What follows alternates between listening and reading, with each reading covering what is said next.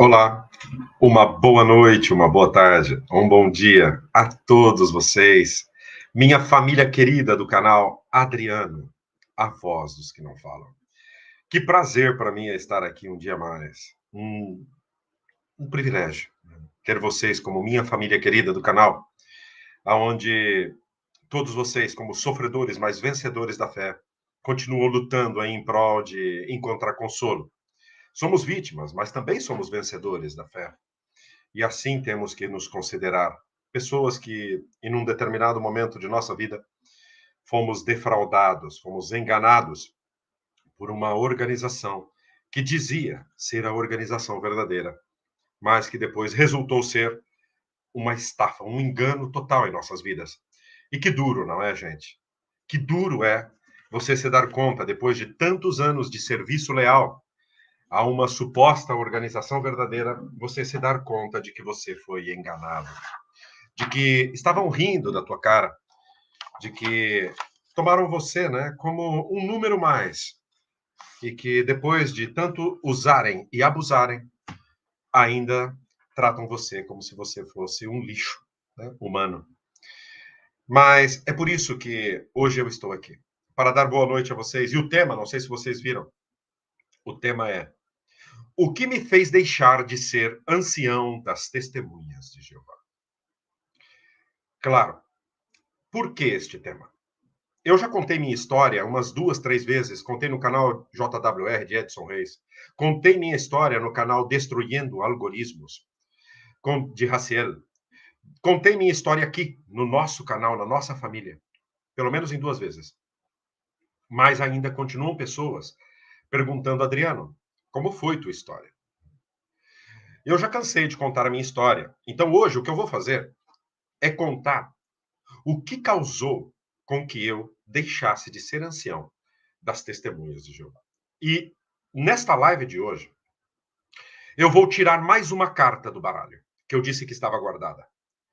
Hoje eu contarei a vocês, com nome de congregações e com iniciais de pessoas que atuaram de maneira mafiosa dentro dos corpos de anciãos.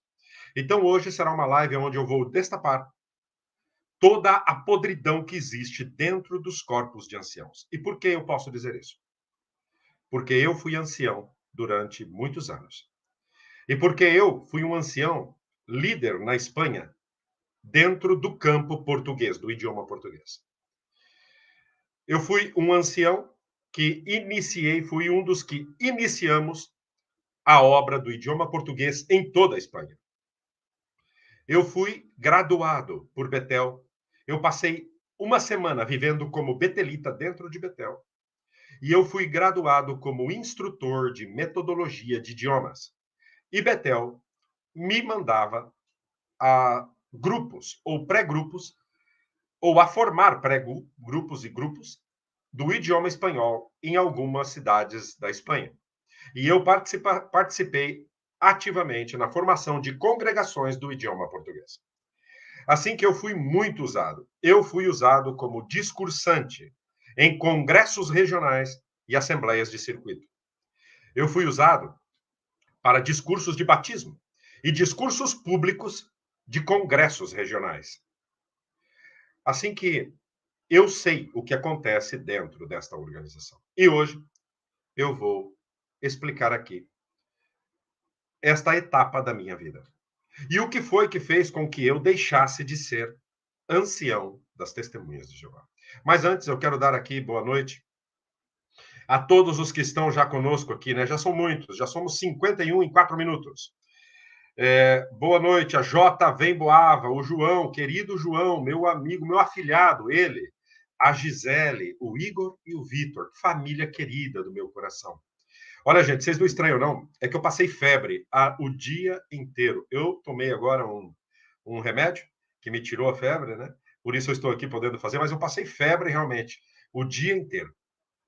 Dor de garganta, febre. Fui trabalhar, mas tive que voltar porque eu não estava aguentando. E dormi durante a tarde, né? Surane fez para mim uma canja de galinha, bem quentinha. Cuida muito bem de mim, Surane. É muito amorosa, muito carinhosa. E eu estou um pouco melhor agora. Mas tenho febre. Então, eu hoje estou aqui porque realmente eu necessitava falar deste assunto, porque muitas pessoas têm me perguntado. Como a minha história eu já contei várias vezes, hoje eu resumo ela, mas eu vou entrar agora profundamente dentro dos corpos de anciãos. Então você que tem sempre dúvida e teve dúvida de como funciona os esquemas dentro de um corpo de ancião, assistam esta live, porque hoje eu vou destapar aqui o que eu vivi lá dentro e o porquê eu, Adriano, deixei e não quis mais voltar a ser ancião das Testemunhas de Jeová, embora um superintendente corrupto, mau caráter, manobrava uns pauzinhos ao seu bel prazer e implorou para que eu voltasse a ser ancião, coisa que muitos desconhecem isso. Eu disse a ele que não, que eu nunca mais voltaria a ser ancião de congregação. Mas, Adriano, você é um dos melhores discursantes que a gente tem. Eu disse, não me importa isso. Mas isso nós vamos falar depois. João, Gisele, Igor e Vitor, bem-vindos. Um beijinho no coração de vocês, meus afiliados. Eu sou padrinho de vocês com muito orgulho. Um beijo. Amo vocês. Sueli Queiroz, querida, boa noite. Bem-vinda, querida. Lua, minha querida Lua, que vem aqui trazer luz a essas noites. A Lua, querida. Boa noite. Conceição Rodrigues, boa noite, querida. A paz de Cristo para você também. Graça Lima, um beijo, querida. E um beijo especial a Andréia Voto, que hoje colaborou, deixando um pix para o canal. Um beijo, Andréia. Um beijinho, obrigado pela tua ajuda, querida. Vilma Freitas, boa noite, irmão Adriano e a todos. Boa noite. Ela já está compartilhando. Isso mesmo, gente. Deixa o like, compartilhem, ative o sininho e inscreva-se no canal. Isso ajuda o YouTube a ver que este canal é querido por vocês. E assim, mais pessoas poderão despertar recebendo as indicações destes vídeos. Obrigado a todos vocês. Nelly Furtado, lá da Austrália. Um beijo no teu coração, Nelly, e ao teu marido bem. Querida família, temos que fazer uma videoconferência para conversar, querida. Joelma, querida Joelma, boa noite a todos. Para mim é um imenso prazer de estar com vocês hoje na live ao vivo. Um abraço a todos. A você, Joelma, querida, carinhosa você é. Idília Maria, minha mãe adotiva lá de Portugal. Eu tenho outra no Rio de Janeiro, né, que é a Regina Paulina. Um beijinho às duas. Vamos deixar o like, diz aqui a Vilma Freitas. Né? A Nelly diz obrigado por lembrar. Um beijo a todos vocês. Geraldo Pitondo, querido, meu pai adotivo, lá de São Paulo. Ele diz boa noite a todos os irmãos deste canal. Terça-feira bem fria. No Brasil, claro, tragédia contemporais. Que lástima. No Brasil sempre acontece, né? Um beijo a todos vocês aí do Brasil. H, querido H, né, colaborador do canal, sempre colaboram ele e a G. Casal bonito, que estão aqui sempre apoiando o canal. Um beijo no coração de vocês, a G e o H. Emily, querida Emily, boa noite, Emily. Lia, que é membro do canal. Tem gente que pergunta como fazer para se tornar membro. A membresia é uma das coisas que mais ajuda o canal. Se você entrar ali embaixo no cifrãozinho, no chat, vai abrir as opções de ser membro e você pode se tornar membro do canal. Um beijo no coração de vocês. Lia, querida, boa noite. Membro do canal. Jacira Amaral, boa noite. A paz de Cristo a você. G, querida, boa noite, G. Um beijinho no teu coração. Ovo frito, sempre aqui o ovo frito. Um beijo para você, querido. Um beijo no teu coração. Paulo Lima, salve, Adriano. Salve, Paulo Lima. Um beijo, querido. Terezinha Santos, boa noite. Irmãos vencedores. Isso é, Terezinha, um beijinho. E mais pessoas. Gisele, querida Gisele Emboava, um beijo, querida. Estamos aqui, minha afilhada, junto com o teu marido, João. Que pessoas mais boas. Nossa, eu nunca ouvi tua história, diz a Lia. Um beijinho, Lia. Hoje será o dia. Paulo Lima, feliz por encontrar todos aqui e ver você, Adriano, firme e forte nessa difícil batalha contra a seita. Obrigado, querido. Regina Célia, um beijo, querida. Vou fazer meu chá de cedreira para ouvir, diz a Lia. Um beijo, querida. Love Winter, Maria José Paquete. Boa noite a todos, desde Portugal. Love Winter, o vetor. Clore Moraes, querida Clore Moraes também. Um beijo no teu coração. A G diz, bravo, Bravo, querida. Aqui estamos juntos, hein? Ai, ai. Glorinha Fabres, boa noite, Glorinha. Rosimeire Martins, outra membro do canal. Rosimeire, querida, temos combinado algo. Um beijo no teu coração, Rosimeire. Ela diz boa noite, Adriano, e a todos presentes. Boa noite, Rosimeire. E muitos mais. Glau Moreira, boa noite, Adriano. Nunca fui testemunha de Jeová, mas eu tive perto de uma pessoa que foi excluída dos pais. Amava muito essa pessoa, mas a pessoa não aguentou e voltou, entre aspas, para Jeová. Uma pena saber essas podridões. Claro que sim. Conceição Carvalho, boa noite, meus amados irmãos. Boa noite, Conceição, minha irmã mais velha, querida. Clório Moraes, melhoras, Adriano. Eu vou estar melhor. Aqui eu sou aroeira. A febrinha não vai me vencer, não, viu? Apesar que eu vou dizer uma coisa para vocês, né? A maldade que esta organização das Testemunhas de Jeová implanta na genética de seus adeptos, no mais profundo deles, é tão cruel que vocês lembram daquele ativista Eliezer? Vocês lembram do Eliezer? Ou Eliezer, como alguns dizem? Que quando veio a pandemia, infelizmente, ele se adoeceu de Covid, né? E veio a falecer. Lembram do Eliezer? Pois eu tive informações e fiquei sabendo que depois do seu falecimento, tanto nos comentários, nos últimos vídeos dele, depois do seu falecimento, né? Nas redes sociais também, e até pessoas que foram na frente da casa dele, testemunhas de Jeová, se alegrando que ele havia morrido. E diziam: bem feito. Isso é o que acontece com quem se mete com Jeová e sua organização. Vocês notam o tamanho da maldade e o tamanho da dominação mental de uma seita satânica. Vocês conseguem perceber nesses comentários. Assim que eu estou com febre, e se acontecesse algo comigo, vocês podem ter certeza que muitos adeptos desta seita diabólica satânica comemorariam. Comemorariam. Claro que sim. A G diz, bombástico, Adriano. Hoje vamos poder fazer perguntas? Poderá fazer perguntas. Eu responderei as que eu creio que possa responder. Né? Tá bom? Perguntas muito invasivas, não, é? Mas aquelas que eu me senti livre de responder, sim, que responderei, claro que sim. Clore diz, parabéns, Surane, por cuidar tão bem do Adriano. Obrigado, Clore. Javier Castilho, boa noite, Nelly. Boa noite, Javier Castilho. Joel, Malia. A Lia diz, Adriano, coloca uma colher de bicarbonato de sódio e meio copo de vinagre e faz gargarejo. Obrigado, Lia, por tua receita, a receita da vovó.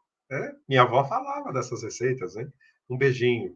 A Conceição diz, meu querido Adriano, a canja de galinha é o carinho de Surane, te farão curado logo, logo. Claro que sim, Conceição, querida. Nelly diz que discursa muito bem. José Carlos Pereira, boa noite, amados. Boa noite, José Carlos. Um beijo no teu coração, querido. Idília Maria também. Suri, és uma bênção na vida do Adriano. Obrigado e beijinhos. Obrigado, Idília. Defensores da Verdade, servi como ancião durante alguns anos. Conheço bem os bastidores. Todos os que servimos como ancião sabemos, né, Defensor da Verdade? Pablo Lima também diz uma boa noite a todos os meus irmãos do grupo e a meu irmão Adriano, sobrevivência aqui após sair da torre. E terapêutico estar com vocês. Obrigado, querido. Eu também vejo assim. Cláudia Freire, boa noite, querida. Love Winter. Cleide, que é outro membro do canal. Cleide, boa noite. Obrigado pela membresia, gente. Vocês não imaginam como a membresia ajuda o canal. É uma das coisas que mais ajudam. Né? Antônia Santos, boa noite, Antônia. Vera Lúcia, querida, um beijinho no teu coração. Boa noite, Adriano. A paz de a todos. A paz, querida. Cleide, ela disse que nunca foi testemunha de Jeová, mas quero alertar minha irmã, que é testemunha de Jeová. Isso mesmo, querida.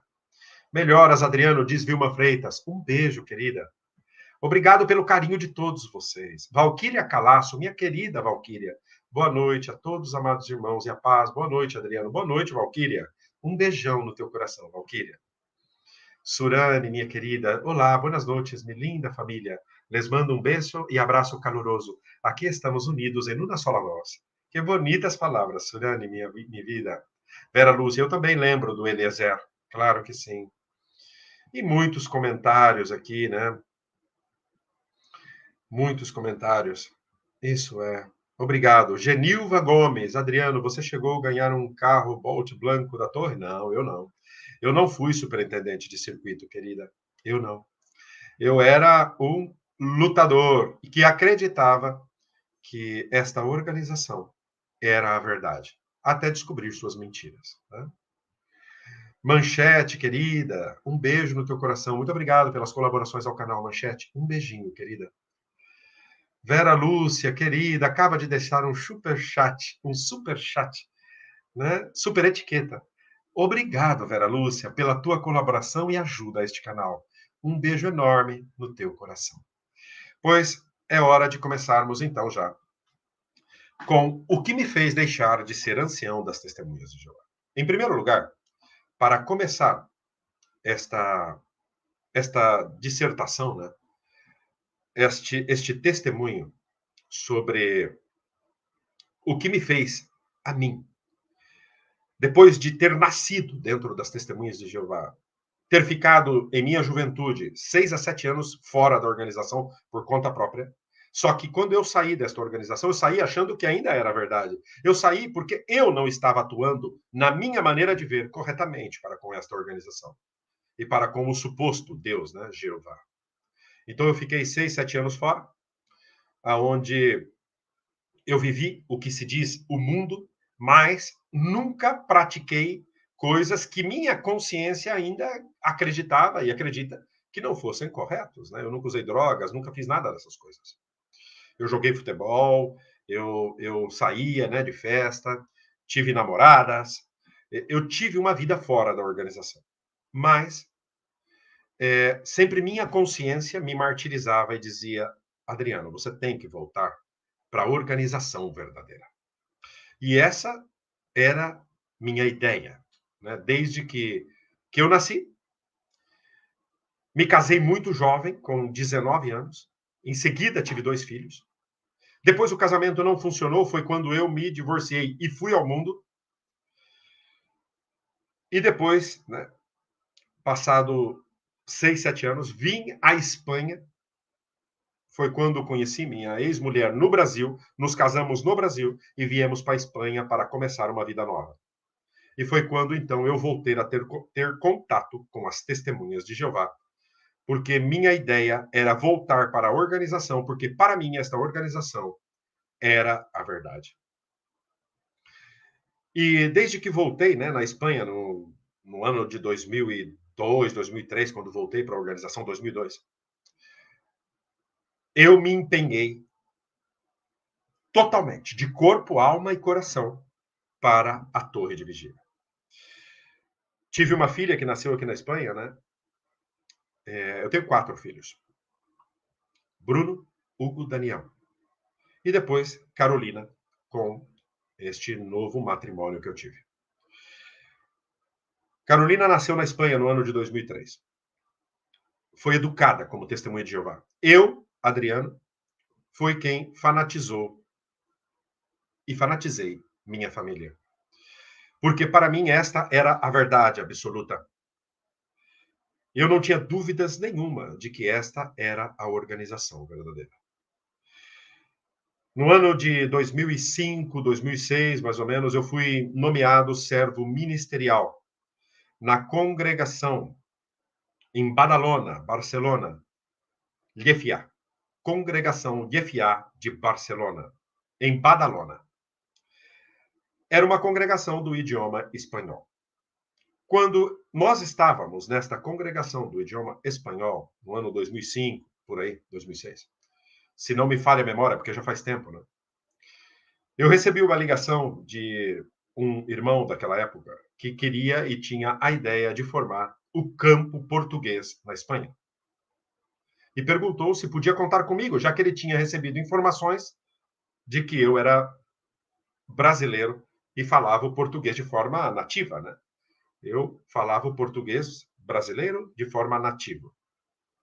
Eu automaticamente disse que sim. Naquela época, para mim, tudo que a organização pedisse para mim, eu dizia que sim.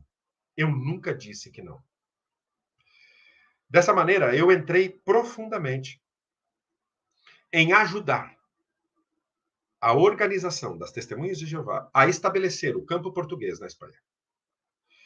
Começou com um grupo na Congregação Luciana de Barcelona, a qual eu estive de início. Depois eu fui para um grupo português da Congregação Latina de Santa Coloma de Gramanet, Barcelona também. E ali eu fiquei durante um tempo, mas tinha um corpo de anciãos na Congregação Latina de Santa Coloma de Gramanet, que agora creio que já não existe, que ali eu ainda era servo ministerial. Eu comecei a observar a máfia dentro dos corpos de anciãos. Mas eu ainda achava, naquele momento, que era coisa de homens e que não era culpa da organização e que nem era um proceder comum desta organização. Vou explicar o que aconteceu. Eu era servo ministerial, mas existiam dois anciãos, né, que eles continuavam na congregação espanhola, mas vieram apoiar o grupo português. Porque enquanto você é grupo, você está dentro de uma congregação espanhola. A congregação espanhola era anfitriã deste grupo, que a ideia é que este grupo crescesse e se tornasse uma congregação. O grupo português de Barcelona continuava, ao mesmo tempo, com o grupo português de Santa Coloma. Estes dois anciãos que vieram apoiar o grupo de Santa Coloma, que era da congregação latina, eram uma máfia já. Eles eram amigos. E a ideia deles era conseguir status diante do superintendente de circuito e diante da congregação. E por que eu digo isso? Porque o grupo Santa Coloma começou a crescer. Eu estava como servo ministerial na época, mas eu já fazia papel de ancião. Eu levava muitos estudantes para o grupo. Teve uma época que eu cheguei a dirigir 11 estudos bíblicos no mês, durante vários meses. Eu trabalhava das 8 da manhã até as 2 da tarde. E depois do meu trabalho, eu me dedicava totalmente à pregação, era pioneiro e servo ministerial. E levava a dianteira no grupo, dava cursos de idioma para ajudar os espanhóis a aprenderem o português. O grupo Santa Coloma começou a crescer muito. O de Barcelona ficou estancado. E o de Santa Coloma começou a crescer muito. Chegávamos a ter na assistência, neste grupo, 40, 50 pessoas. A ideia, quando um grupo de idioma começa a crescer, é que você chega e comunica ao superintendente de circuito, olha, este grupo está já com potencial para a congregação. Mas como eu ainda era servo ministerial, eu comunicava, né, aos anciãos que apoiavam o grupo, dizia, olha, nessa próxima visita seria bom, né, comentar com o superintendente o potencial deste grupo para formar a congregação. E eu vi que vinha uma visita e nada. E na outra visita, nada. E que os dois anciãos que eram da congregação faziam o mínimo esforço e não queriam que este grupo progressasse. E aquilo foi me causando certa desconforto. Então eu disse, estava se aproximando uma próxima visita do superintendente, eu peguei, e foi aí que eu comecei a desconfiar do que realmente era esta congregação, essa organização. Desconfiar, não ter certeza, né? Eu peguei e, faltando alguns meses, né, um mês ou algo assim para a visita do superintendente, eu chamei esse ancião e disse, olha, era o que mais levava a dianteira ali, né, responsável pelo grupo. Eu, como servo ministerial, chamei ele e disse assim, olha, fulano, eu creio que este grupo, que já está fazendo o estudo da sentinela, já tem discursos públicos a cada 15 dias. E somos uma assistência, uma média de 40. É hora de comunicar ao superintendente que este grupo já pode ser congregação. Porque assim nós assistiríamos os congressos, todos em português, né? Ele virou para mim e disse, Adriano, Você está insistindo muito com este assunto. Você não percebe, Adriano, que se nós formamos congregação aqui, eu vou perder eu não sei como dizem no Brasil aqui diz hierarquia. Eu acho que no Brasil é jerarquia.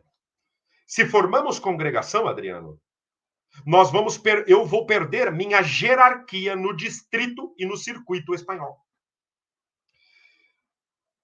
Eu escutei aquilo e fui para casa para pensar no que é que ele tinha me falado. É óbvio. O que ele falou para mim foi o seguinte. Olha que eu estou começando a tirar cartas da manga, hein? Que eu falei que eu ia fazer isso um dia. O que ele falou para mim foi o seguinte. Em outras palavras, que enquanto ele estivesse dentro do circuito espanhol, ele era considerado e tinha privilégios nas assembleias e nos congressos do campo espanhol. E se formasse congregação do idioma português, ele tinha que mudar de circuito e passar a pertencer ao circuito espanhol. Português, desculpa. Ao ele ter que mudar para o circuito português, ele ia deixar todos aqueles privilégios que ele tinha lá no circuito espanhol. O que ele mostrou para mim naquele dia é que ele se importava um pepino com o adianto do reino, como eles diziam. E que ele estava mais preocupado com a sua posição dentro do circuito espanhol do que se facilitasse para as pessoas do idioma português assistirem às reuniões numa congregação portuguesa. Assim que eu olhei para ele, disse: o quê? Eu voltei outro dia a falar com ele e disse: o quê? Você falar que você está preocupado com perder tua posição? Você está preocupado com a tua posição? Ou você está preocupado com as pessoas que precisam escutar a mensagem em português? Foi por primeira vez que eu, como servo ministerial, peitei de frente a um ancião de muito peso em Barcelona. MM. E todos que me escutam e sabem de quem que eu estou falando. Era da congregação latina, de Santa Coloma de Gramanet. MM. Me disse claramente que ia perder sua hierarquia ou jerarquia no circuito e lhe importava um pepino formar uma congregação ou não. Ele não queria era deixar os seus privilégios no campo espanhol. O que aconteceu? Aconteceu que quando eu disse isso para ele, ele se voltou contra mim e começou um pseudo-ostracismo contra o servo ministerial, Adriano. Porque eu nunca me acovardei. Se tem uma coisa que eu tenho na veia, é sangue. E eu estava dentro dessa organização defendendo o justo e o correto. Nunca me compraram porque eu não permitia. E passaram-se um mês e ele continuou. E eu já mudei meu tratamento com ele também e ele comigo. E o que aconteceu? Aconteceu que o superintendente de circuito do campo português, naquela época, era outro. Hoje é outro. Era IL. O superintendente do campo português daquela época era IL. Todos sabem quem é. Veio comigo, falar comigo, e junto com um sem vergonha, cafajeste, canalha, que eu ainda vou ver ele frente a frente, está prometido, FR, que eu sempre falei dele aqui. Veio este superintendente, junto com FR, falar comigo. Adriano, podemos falar com você? Eu digo, claro que sim. Eu estava no grupo português de Santa Coloma de Gramanet. Eles estavam no grupo, FR estava no grupo português de Barcelona. Esses dois grupos não se levavam, os que levavam a dianteira. Não tinha acordo. Não se levavam, não se ajudavam. Existia uma guerra entre os dois corpos de anciãos do grupo português de Santa Coloma e do grupo português de Barcelona. Uma briga. Então, este superintendente veio e falou comigo um sábado pela manhã, que estava visitando o grupo de Barcelona. E veio para formar congregação e disse: Adriano, se nós te convidamos para vir ao grupo português, você e tua família, de Barcelona, você viria para ajudar na formação da congregação portuguesa de Barcelona? Eu digo sim. Porque aqui em Santa Coloma está acontecendo isso, isso, isso e isso. E o superintendente disse, eu já sabia disso. Eu já sabia disso. Então, nos mudamos, minha família e eu, para o grupo português de Barcelona, que eu havia ajudado a iniciar. E depois tinha vindo a Santa Coloma, que era mais perto da minha casa, para ajudar a formar o outro grupo. Ao voltar a Barcelona, este corpo de anciãos mafiosos de Santa Coloma tiveram uma briga enorme, porque este ancião que não queria perder o seu status, ele não queria formar congregação para não perder status, MM, não queria me recomendar como servo ministerial. Mas como tinha um convite de um superintendente de circuito pelo meio, então, entre aspas, ele foi obrigado a aceitar a minha recomendação como servo ministerial. E eu vim para a congregação Barcelona, ao grupo Barcelona, como servo ministerial, que em seguida foi recomendado Congregação Portuguesa de Barcelona. Pioneiros em Espanha no campo português. E eu participei disso, infelizmente. Na Congregação Portuguesa de Barcelona, eu vivi uma época dourada dentro desta organização. Por quê? Porque as coisas funcionavam bem.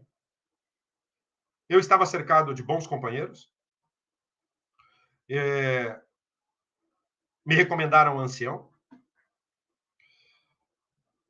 E, em seguida, eu tive outro problema dentro do corpo de anciãos. Tinha um ancião que depois, ao final, até se tornou amigo meu, mas no início, me nomearam coordenador da congregação. Como eu era nativo, me puseram como coordenador.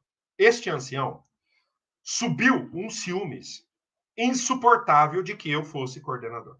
E começou a enviar a mim, constantemente, e-mails em meu correio eletrônico, criticando-me severamente de coisas que não tinha nem cabimento. O que eu fiz? Nesta época, já estava começando a formar também o grupo português de Castelldefels, que é uma cidadezinha que está aqui a meia hora de Barcelona. Onde viviam os jogadores famosos, como Messi, Romário viveu ali, e muitos outros. E formamos um corpo de anciãos muito numeroso. Por quê? Porque estavam aqueles que eram anciãos que estavam apoiando o grupo Castelldefels, junto com os anciãos que apoiavam a congregação portuguesa de Barcelona. Chegamos a ser 8 ou 9 anciãos. E este ancião, que estava muito enciumado, porque eu era o coordenador, começou a me enviar muitos e-mails agressivos e injustos e deprimentes para mim. O que eu fiz? Marquei uma reunião de anciãos, que era uma pré-visita de superintendente, e para que todo o corpo de anciãos soubessem como ele estava me tratando pelos bastidores de maneira cruel e com falta de respeito, eu enviei o e-mail que ele me havia, todos os e-mails agressivos e caluniadores que ele me enviava, eu enviei a todos os membros do corpo de anciãos, para que todos soubessem o que ele estava fazendo comigo.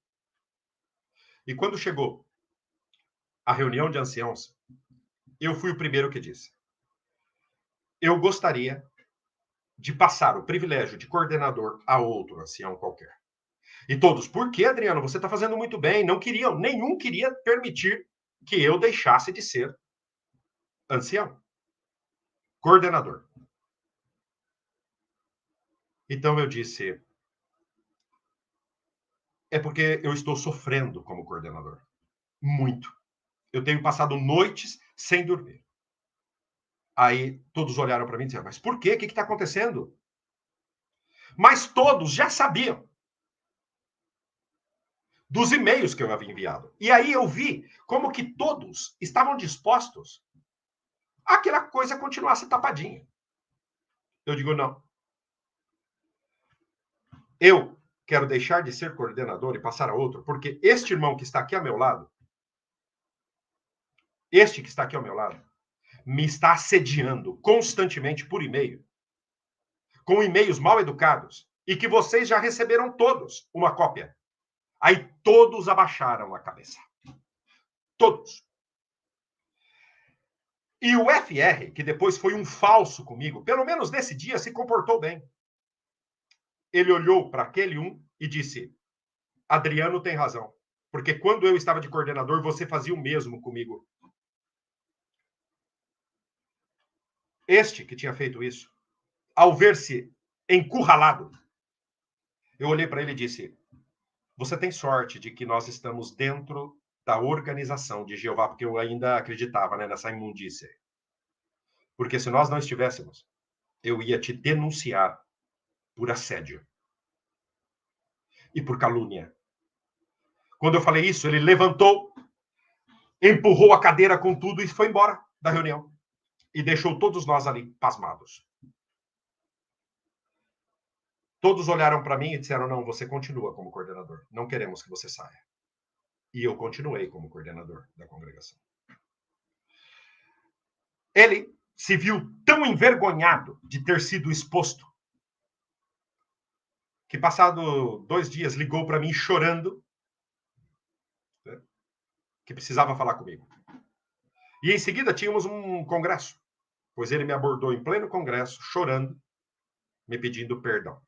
Só que, em seguida do perdão, ele pediu a mudança para o grupo de Castelo de Foz, que ia se separar de nós e formar a congregação. Ele pediu a mudança para não ter que conviver mais conosco. Ali.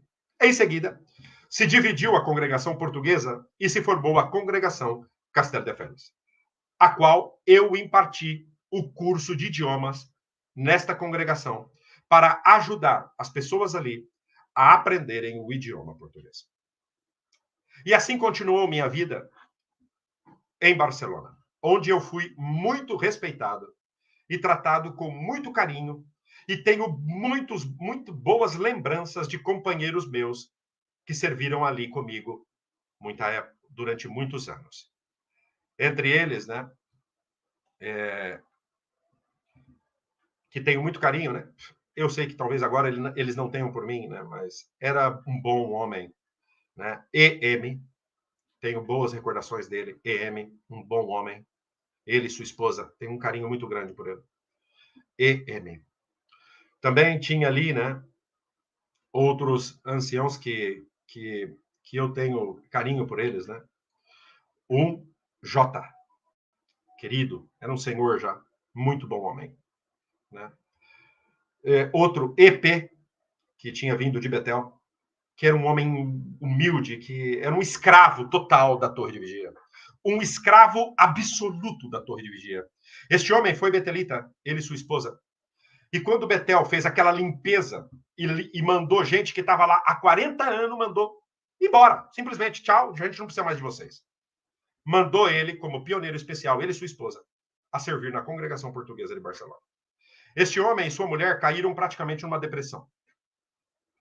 Depois de terem vivido mais de 20, 30 anos dentro de Betel, de repente, de um dia para o outro, já com 60 anos, Betel diz: adeus, tchau. Não precisamos mais do teu serviço aqui. Obrigado. E ele, então, veio para a congregação portuguesa. Era um robô da Watchtower. Mas era boa pessoa. Um pobrezinho. Que eu tenho pena dele. E da esposa também. E Barcelona foi, para mim, né, um lugar onde eu vivi boas experiências. Teve também gente que chegou, anciãozinhos que vieram do Brasil, filhinhos de papai, que vieram do Brasil para Barcelona. Teve um que veio com recomendação da congregação como ancião, que os anciãos de lá que recomendaram ele eram o titio, o papai e o outro titio. Uma congregação de titio e papai. E o dia que ele chegou, ele começou a fazer certas coisas que chocava a todos ali na congregação, né? Então eu conversei com ele. E no grupo de anciãos, ele era sempre aquele que ia em contra das decisões do corpo. E um dia eu fui firme com ele. Como eu sou firme quando tem que ser, e eu não tenho, como diz aqui, papas na língua, não. Se um cara vem, um safado, um sem vergonha, vem cantar de galo, errado, de maneira errada, ele escuta o que tem que escutar. Comigo escuta. Assim como eu também sou capaz de escutar, hein, quando eu faço algo errado. Eu sou capaz de escutar e pedir perdão. Mas se vem com um filho playboyzinho, dá uma de que nunca sofreu na vida, que vem de família riquinha, veio dar uma de gostoso lá, o bonzão, eu pus ele na reta. Sabe o que ele fez? Eu vou falar com meu pai, porque meu pai vai falar com Betel e não sei o quê. Ele ia chorar pro papai e Betel. Até hoje, está lá esperando chorar pro papai e pra Betel. E o que aconteceu? Aconteceu que a congregação portuguesa ficou muito grande. A congregação portuguesa de Barcelona. E eu sempre tive vontade de expandir, né, naquela época, que eu era fanático desta organização, eu queria expandir meu ministério. Então falei com o superintendente de circuito. Eu já tinha falado anos antes. Mas como esta congregação cresceu e chegou ali uns filhinhos de papai, uns playboyzinhos que não sabia nada de nada, eu falei, é momento de ir e deixar. Eram 9 ou 10 anciãos. Eu falei, é momento de eu ir com a minha família apoiar um lugar de necessidade. Então eu conversei primeiro com um superintendente que eu tinha falado para vocês, o IL. E este IL, há 2 anos atrás, tinha falado para mim, olha, eu falei para ele, eu estou pensando em ir para Castellón, porque é onde eu vivo agora, né? Castellón é um lugar que, perdão, eu tenho muitos amigos lá, e eu estou sendo convidado constantemente para ir lá apoiar aquele grupo e formar congregação, porque a informação que eu recebo daqueles servos ministeriais que estão lá apoiando o grupo é de que aquele grupo está numa congregação espanhola mafiosa. Super mafiosa. Os anciãos lá são mafiosos. E então eu falei para esse superintendente que eu queria apoiar, né? E ele olhou para mim e falou assim: vá para qualquer lugar do mundo, mas não vá para Castellón. E ele me falou isso. Vá para qualquer lugar do mundo, mas não vá para Castellón. Eu falei, por quê? Ele falou, por que não? É o único conselho que eu te dou. Eu escutei aquilo, fui para minha casa pensando, que conselho menos espiritual, hein? Que um superintendente de circuito fale para mim, vá para qualquer lugar do mundo, não vá para Castellón. Se esse homem sabe que lá em Castellón é o pior lugar do mundo para servir a Jeová, então por que ele não arruma a situação? Por que ele não fala com Betel e não arruma a situação? Aí era já para que eu tivesse despertado. Mas eu continuava enganado. Eu não sabia da magnitude da máfia desta organização. Vocês estão percebendo que eu estou agora começando a tirar cartas do baralho? Passou um ano, hein? Vocês estão percebendo? Vocês querem que eu continue? Podem responder aqui nos comentários. Vocês querem que eu continue? Ou deixamos por uma segunda parte? Podem comentar. O que vocês acham? Continuo ou deixamos para uma segunda parte?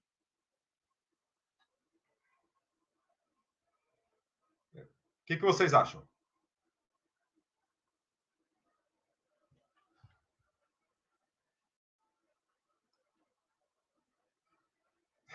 Estão curiosos, né? Eu sabia que a resposta ia ser essa. Eu só estou tomando um ar. Deixa eu beber uma água.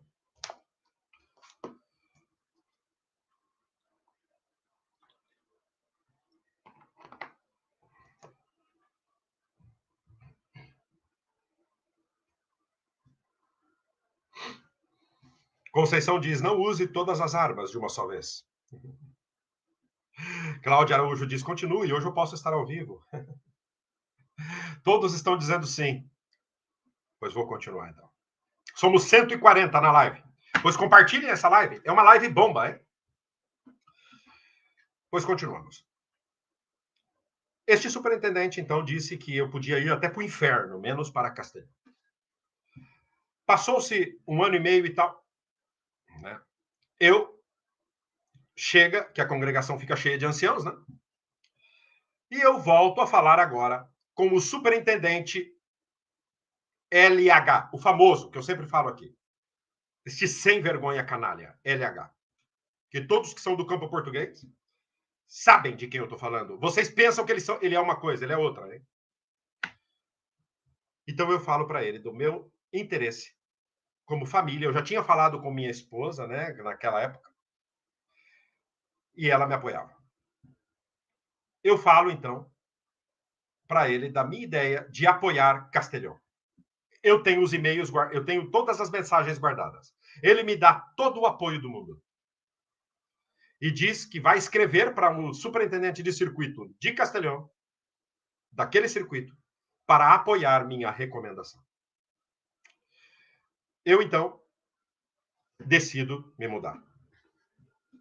Os irmãos da Congregação Portuguesa de Barcelona me apoiam, me fazem uma bonita despedida, a minha família, com exceção desses dois anciãozinhos playboys que tinham chegado lá, que uns filhinhos de papai, que nunca tinham sofrido nada na vida deles, chegaram e começaram a infernizar os demais do corpo de anciãos para não me recomendarem como ancião. Mas, ao final, não teve jeito, me recomendaram como ancião, porque eu tinha a recomendação do superintendente de circuito. E chego em Castelhão. Chego em Castelhão e recebo aquela bem-vinda. Tinha um que é um puxa-saco, que é, como dizem aqui na Espanha, um pelotas, que me enganou, porque eu achava que ele era verdadeiro. Me abraçava, quanto te quero, como te amamos, como te amamos, ainda bem que você veio para cá. Não saía de dentro da minha casa. MC, canalha, sem vergonha.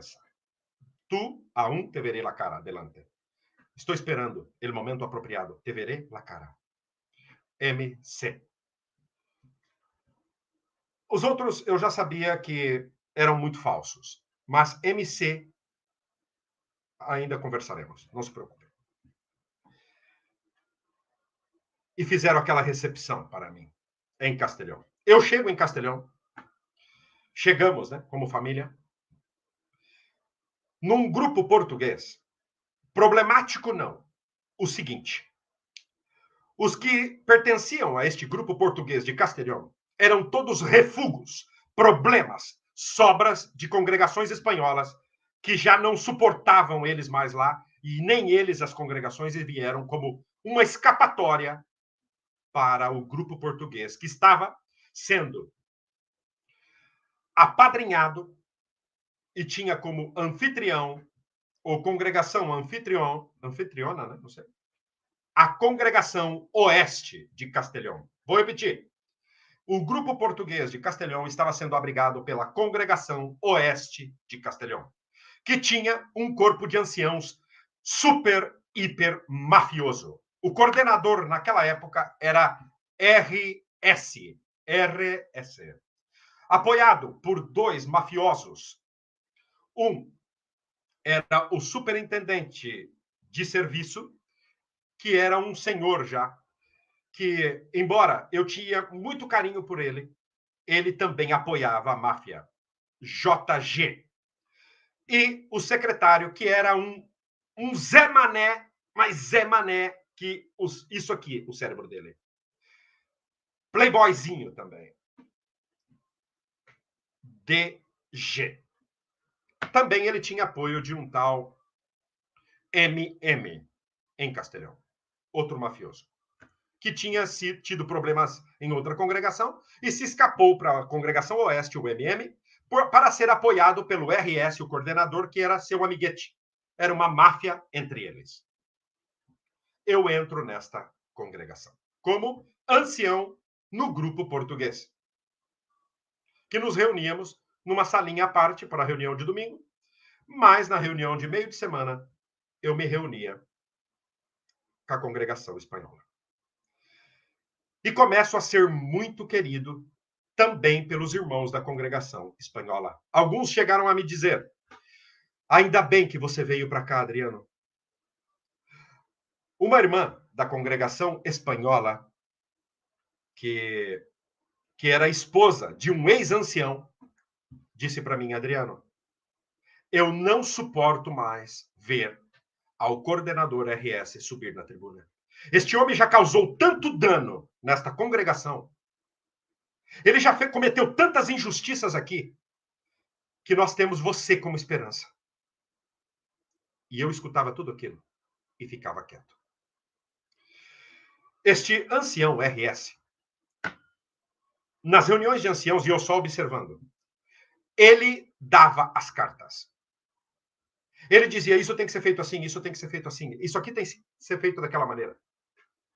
E os demais todos. E todos os demais membros do corpo de anciãos da congregação oeste de Castellón chamavam a RS de o chefe, el jefe, o chefinho. Eu disse um dia, aqui não há jefes, né?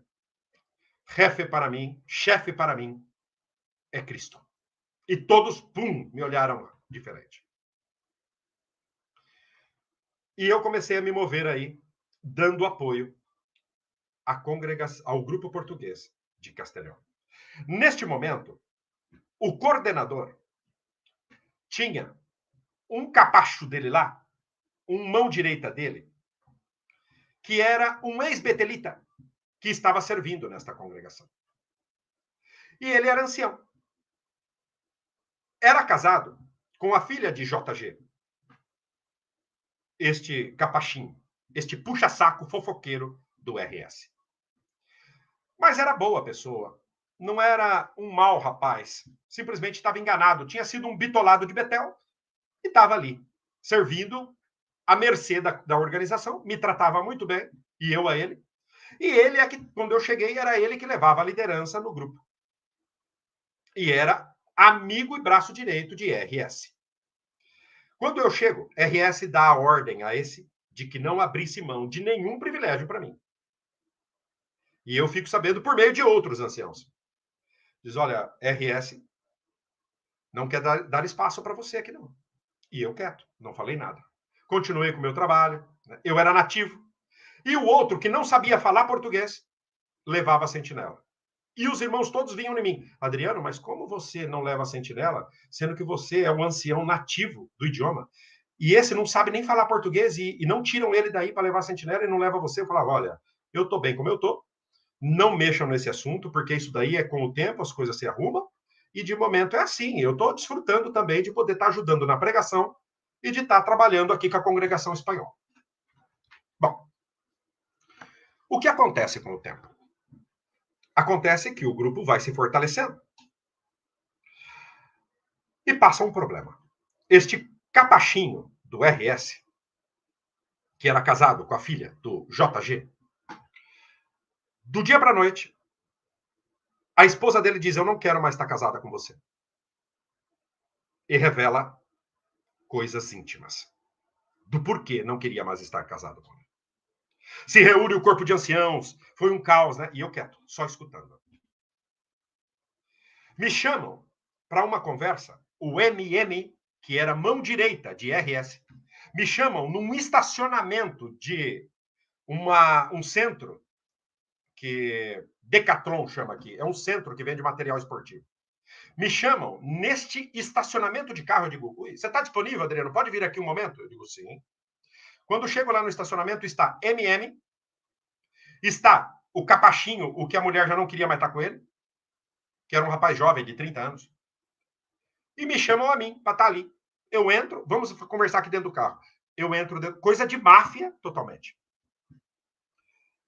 Eu entro dentro do carro e esse, que a esposa já não quer mais estar com ele, começa a chorar e contar que não sabe o porquê que ela está fazendo isso e que a preocupação dele é que ele não quer deixar de ser ancião, porque ele cumpre os privilégios, os requisitos. Ele não estava preocupado em nenhum momento que o casamento dele estava sendo desfeito.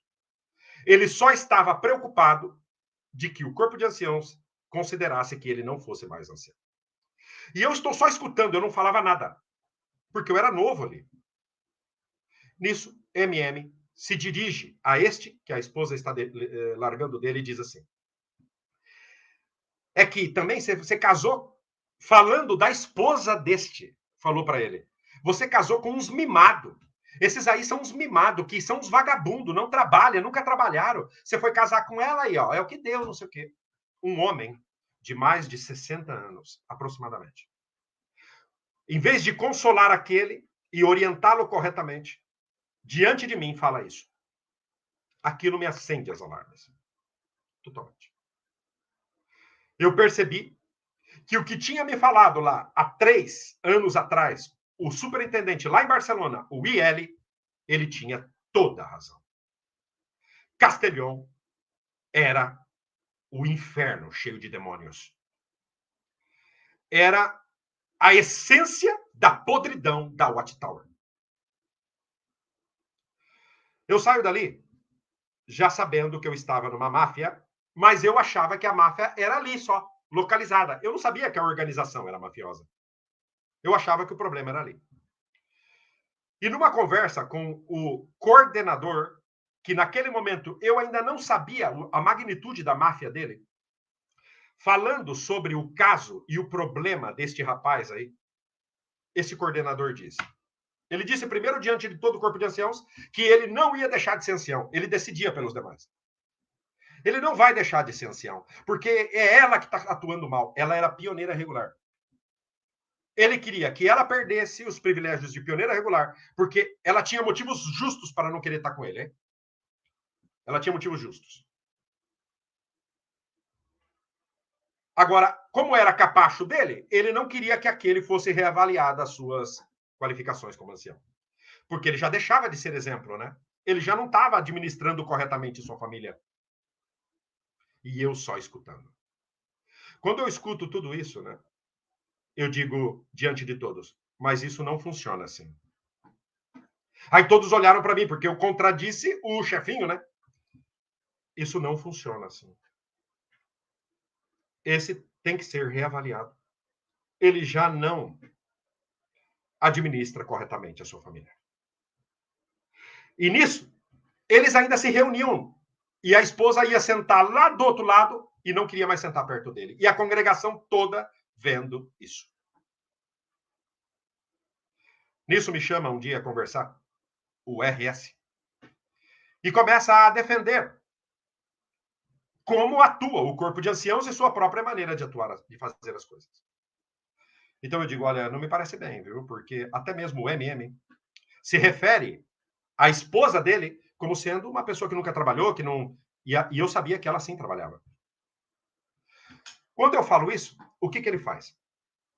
Então se volta toda a maquinária deste corpo de anciãos mafioso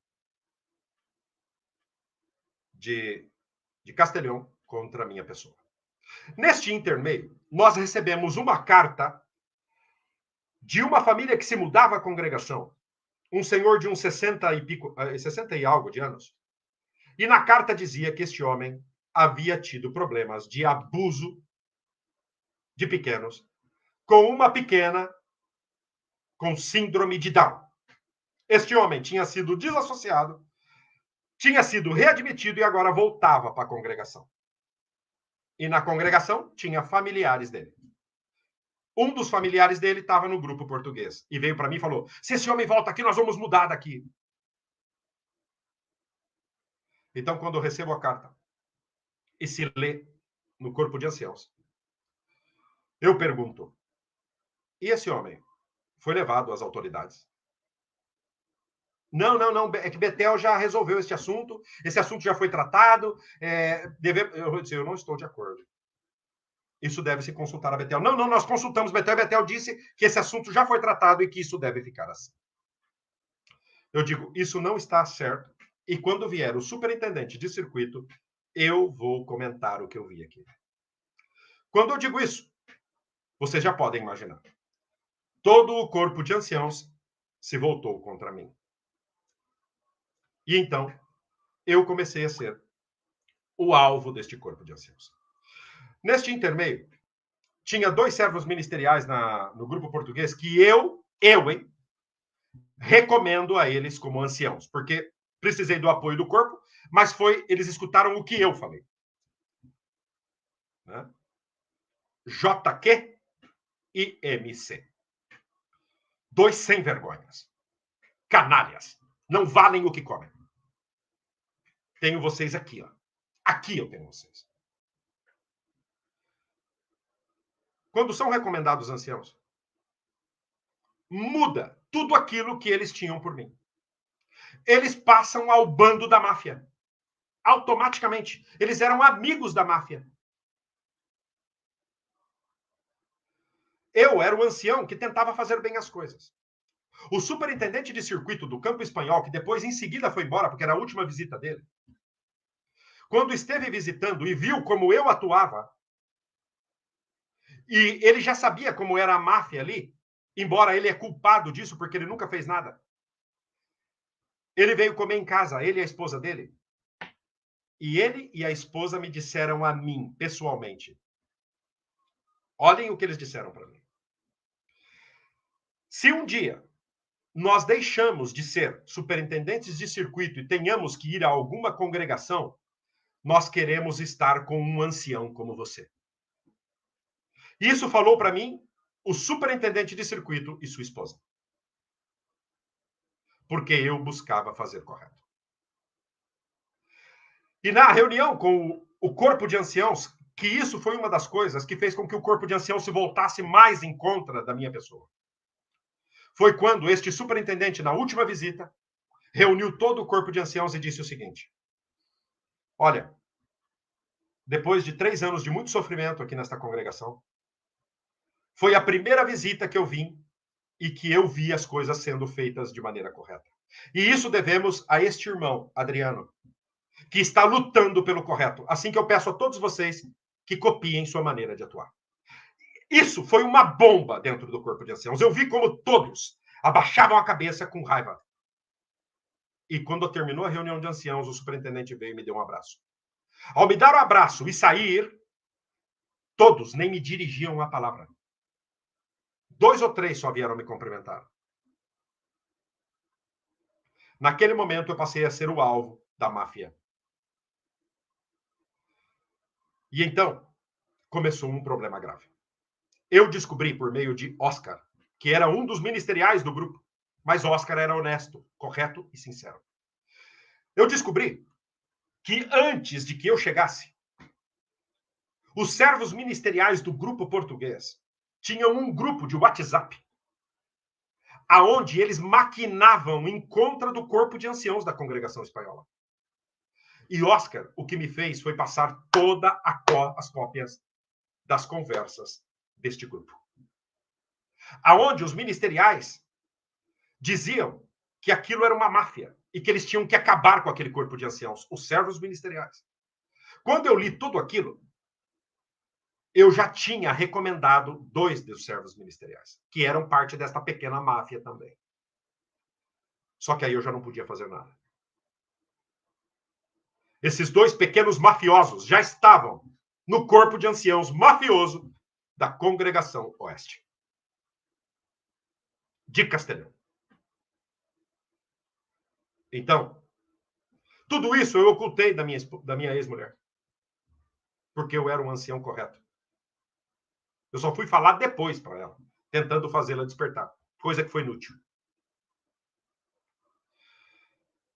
Quando eu descubro tudo isso, um dos servos ministeriais que eu recomendei como ancião, o corpo de anciãos tinha ocultado de mim que na congregação anterior que ele estava, na antiga congregação dele, que ele tinha mudado para essa, justamente por isso, ele tinha tido um relacionamento com uma esposa de outro irmão.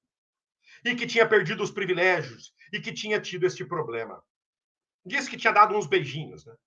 Vai saber. Num carro sozinho, vai saber se é só beijinho, né? Eles esconderam tudo isso de mim. E eu recomendei a este crápula para ser ancião. Quando eu fico sabendo de tudo isso, a primeira coisa que eu faço é ligar para o superintendente de circuito, que naquele momento era um grande amigo meu. Eu, pelo menos, achava. LH, canalha, sem vergonha. Parte da máfia total. Quando eu ligo para o LH e digo que eu preciso falar com ele, nós íamos ter o Congresso Regional em dias. Ele disse, conversamos lá na Assembleia. Eu digo, perfeito. Chego no Congresso, ele me aparta um tempo à parte num local apartado e eu começo a contar tudo para ele. Tudo que eu estou contando para vocês. De Castelhão. Ocultação de abusadores. Máfia entre o corpo de anciãos. Manipulação para parcialidade para defender aqueles que são os preferidos. Irmãos que estão dizendo que não suportam mais ver anciãos na tribuna. E barbaridades. Este superintendente diz, Adriano, você tem que ver que tem pessoas que os pecados deles, depois de 2 anos, Betel já nem quer saber. Isso me disse LH. Tem pecados de pessoas que em 2 anos Betel já não quer, já não leva em conta. E então, eu volto para a congregação e o que eu tenho diante de mim é um panorama de um apocalipse para comigo e minha família.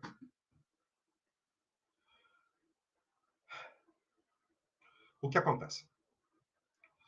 Acontece que... Eu tô resumindo, hein, gente? Porque a história é muito longa. Senão nós ficaríamos aqui 3 horas.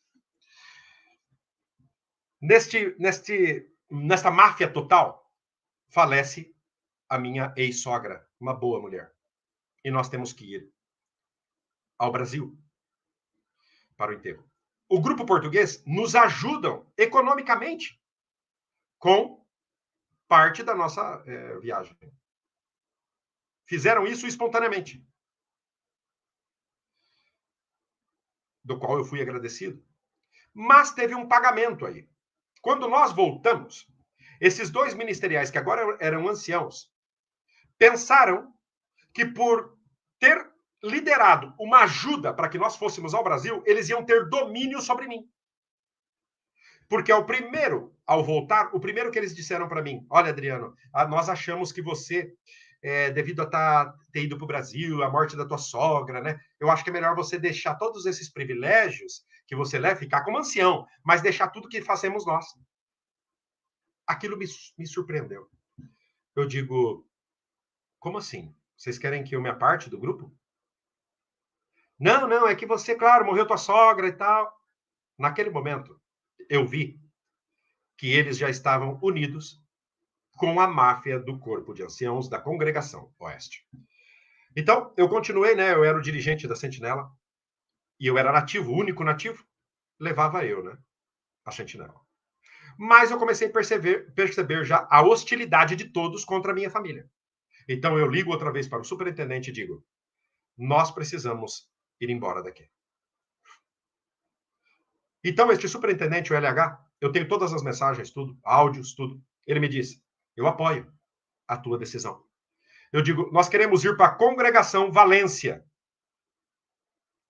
aqui da Espanha, que está aqui ao lado, onde servem atualmente minha ex-mulher e minha filha. Aonde eu ajudei a formar esta congregação. Eu imparti cursos de idioma ali. Aonde existem anciãos que diziam ser amigos íntimos meus, como RT e OF. Coordenador e secretário. Quando eu digo de mudar, e comunico ao corpo de anciãos de Castelhão, o corpo mafioso, eles ficam em pânico. Total. Pânico total. Por quê?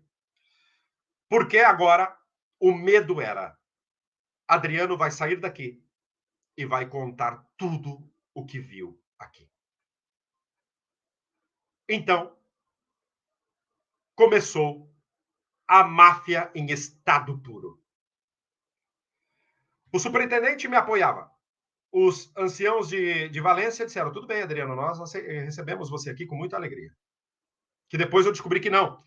Porque o coordenador de Valência, RT, nunca quis, não eu, ele nunca quis nenhum ancião nativo na congregação, para não perder ele também o seu status, a sua hierarquia. E ele sabia que se o Adriano chegasse na congregação Valência, provavelmente os irmãos iam querer que o Adriano ocupasse o privilégio que ele valorizava tanto.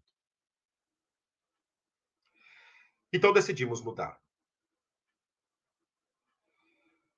Quando decidimos mudar, o corpo de anciãos se reúne comigo, que precisavam conversar comigo.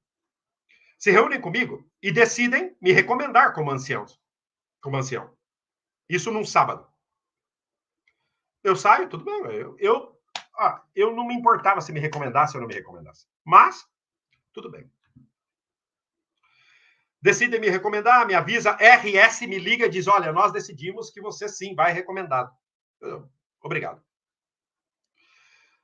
Isso no sábado. Passa domingo, segunda, terça. Na quarta-feira, eu fico sabendo que um dos ministeriais, que foi o que teve maracutaia com a mulher de outro, na outra congregação, fez um inferno no corpo de anciãos dizendo que não estava de acordo com a minha recomendação. Ele tinha apoiado ao princípio, mas agora ele disse que não. Então os anciãos tinham que se reunir comigo outra vez, porque algo tinha mudado. Ou seja, o princípio de o seu sim seja sim e o seu não seja não, ali não valia nada. Era uma máfia. E o que fez este ancião? Este servo ministerial que eu recomendei ele, ancião. Começou a ligar para todos os irmãos do grupo para saber se os irmãos do grupo estavam sabendo da minha mudança. É claro, eu avisei muitos, olha, nós vamos mudar, é lógico. Ele levou para o corpo de anciãos que eu estava fazendo uma campanha para que os irmãos do grupo abandonassem o grupo. E isso era uma mentira. Então se reúnem comigo, eu já entro pé da vida e digo a todos eles que isso não está correto e que eu estou ali fazendo um favor, porque não era nem para mim estar lá, porque a decisão já tinha sido tomada. Então o RS diz, ai, sinto muito, eu me precipitei em falar que a gente tinha decidido. Não, você não se precipitou. Foi uma decisão unânime que agora vocês decidiram mudar. Mas tudo bem. Ah, então você pode esperar lá fora que a gente vai tomar uma decisão aqui. Mas tudo bem. Eu volto e eles dizem, nós decidimos não recomendar. Eles não tinham nem como falar para mim. Não recomendar porque achamos que você não está usando de bom juízo. Bom juízo. Eu olhei para todos eles e disse, olha, não me importa. Eu não sirvo aqui por estar de ancião ou não estar de ancião. Eu não estou de ancião aqui, eu vou para outra congregação, em 6 meses eu estou de ancião lá. E outra coisa. Vocês, cada um aqui, sabem o que vocês estão fazendo. E o mal atuar de vocês. E todos cabeça baixa. Eu digo, eu só vou dizer uma coisa para vocês. Vamos ver se algum de vocês vai ter condições de abaixar a cabeça de vocês e orarem a Jeová a partir de hoje. Com o que vocês acabam de fazer, como uma máfia. Levanto e saio. Ligo para o superintendente LH e explico o que tinha acontecido. Resposta textual de LH. Não se preocupe, Adriano. Venha para Valência que aqui nós resolvemos tudo isso. Chego em casa, conto para minha ex-mulher o que tinha acontecido. O semblante dela muda, cai. Naquele dia eu comecei a ver já que o que encantava minha ex-mulher eram meus privilégios e não a pessoa que eu era. Chego a Valência. E não mais chegar em Valência na primeira semana, eu vejo que aquele coordenador que, quando me via nas assembleias, RT, sem vergonha, que é o que você é, um canalha, você não vale o que você come. O RT, o OF não, o OF estava me tratando normal. O RT, não mais eu chegar, começa a me tratar com certa diferença. Começa a ser frio comigo, já não me cumprimentava como antes. Ele se sentiu ameaçado. Porque chegava um ancião de maior peso que ele. E os irmãos da congregação toda, da Valência, congregação Valência, portuguesa Valência, Todos me viam como ancião, embora eu não tinha ido recomendar. Mas o superintendente disse que eu seria recomendado. Chego na visita, o superintendente LH diz, olha, Adriano, nessa visita eu não posso fazer nada, porque você chegou justo na visita. Mas não se preocupe que tenha paciência que nós vamos arrumar isso. Tudo bem. Neste período, RT e ES entramos em pandemia. O que eu fazia? Eu ainda acreditava nesta organização, apesar de todas essas decepções. Eu ainda não tinha investigado. Eu começo a fazer, né, o estudo, a adoração em família. Eu fazia adoração em família por Zoom. E eu convidava vários irmãos da congregação para entrarem, a gente ler um texto bíblico, ler alguma passagem, né, das Escrituras. Para minha surpresa, passado uma semana que eu tinha feito um estudo de família desses, RT e OF dizem o seguinte: precisamos conversar com você, Adriano. Eu digo, tudo bem. Me chamam por Zoom num domingo depois da reunião. E dizem para mim, olha, nós queríamos... O que eles queriam, na verdade, era buscar um pretexto para falar que eles não podiam também me recomendar como ancião, porque eu era um perigo para eles. Eles disseram o seguinte, olha, nós vimos que você está organizando reuniões de adoração em família com mais irmãos da congregação. E isso pode dar a entender uma formação de algo, me acusando de formação de seitas. Isso foi capaz de fazer RT e OF. Então eu digo a eles, olha, me surpreende muito que vocês, me conhecendo e sabendo o tipo de pessoa que eu sou, vocês venham me acusar de tamanha calúnia. Vocês me conhecendo assim. Ah, desculpa se você nos interpretou mal, tal. E deixaram a conversa. Aquilo já ficou engasgado em mim. Nisso, este RT entrou em contato com LH, o superintendente de circuito, e contou a história da maneira dele. Neste momento, eu começo a investigar fora da organização. Por que, Adriano, você começou a investigar fora? Porque eu comecei a ver que eles atuavam de maneira mafiosa. E não era só em Castelhão, também em Valência. Eu digo, se este é o modus operandi, há algo errado nesta organização. Então tudo veio na minha cabeça. Foi quando eu peguei meu computador por primeira vez e coloquei a palavra no YouTube, Testemunhas de Jeová. E o primeiro vídeo que saiu para mim foi de Paulo Sávio. E por primeira vez, eu o escutei. Eu escutei a Paulo Sávio. Depois saiu para mim vídeos de Osmanito, que eu comecei a acompanhar tanto a história dele como também as entrevistas que ele fazia. Me saiu o canal de Edson Reis, me saiu o canal de Sentinela Livre, Alfred. Me saiu o canal de Nelly Lugo. E falar em Osmanito, ele está aqui. Um grande abraço, Osmanito, querido. Ontem perguntaram de você para mim aqui, disseram, e o Osmanito, está sumido? Eu ia até ligar, mandar uma mensagem para você para saber se está tudo bem. Mas está aqui conosco o Osmanito, um grande abraço, querido. Você também tem feito um excelente trabalho em prol de ajudar outros. Um grande abraço, Osmanito, obrigado por estar aí. Continuo com a história.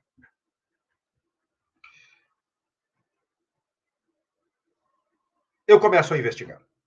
E ao começar a investigar, vocês todos já imaginam o que acontece. Começamos a descobrir toda a podridão desta organização.